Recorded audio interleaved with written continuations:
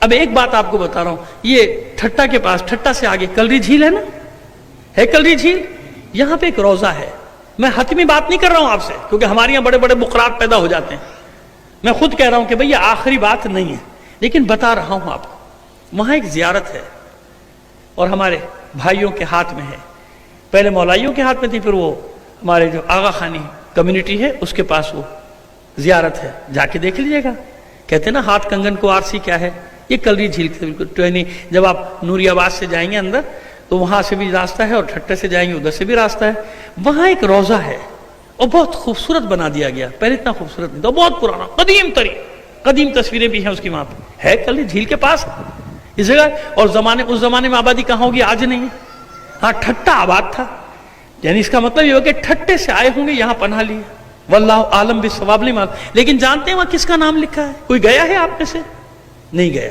جانتے ہیں کس کا مزار کیا نام لکھا ہے وہاں؟ محمد ابن حنفیہ، علی کے بیٹے محمد حنفیہ ابن علی ابن ابی طالب. یہاں کی بات کر رہا ہوں.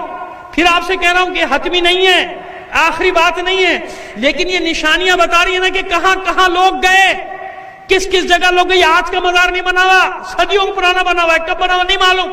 اس زمانے کے لوگ بھی جاہل تھے. جیسے جناب مہم بی بی کا روضے پر جب میں گیا تھا، لوگوں کو بڑا اعتراض ہو گیا، بڑے بڑے بقرات پیدا ہو گئے، بڑے بڑے پیدا ہو گئے اعتراضات کرنے والے. تمہیں معلوم نہیں کہ آل زہرا کہاں کہاں بکھر گئی دنیا میں. دنیا نے ایک جگہ جینے نہیں دیا انہیں.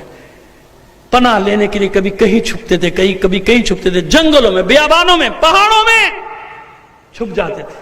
کوئی ان کی تاریخ لکھنے والا نہیں تھا، لیکن اللہ آج کے دور میں ان نشانیوں کو ظاہر کر رہا ہے. میں نہیں کہہ رہا کہ وہ جناب محمد حنفیہ کا ہی روضہ ہوگا، لیکن وہ نام لکھا ہوا بتا رہے کہ کچھ ہے، کوئی تو تاریخ ہے اس کی، کہ جو کہہ رہے ہیں علی کے بیٹے محمد حنفیہ کا روضہ ہے.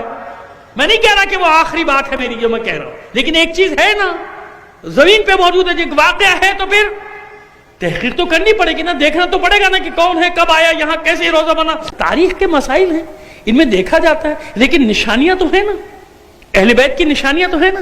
تو حسین اس لیے چھوڑ کے گئے تھے جناب محمد حنفیہ کو کہ مختار کا قیام اپنے عروج پہ پہنچ نہیں سکتا تھا اگر ایک اجازت دینے والے کی صورت میں محمد حنفیہ کا وجود نہ ہوتا.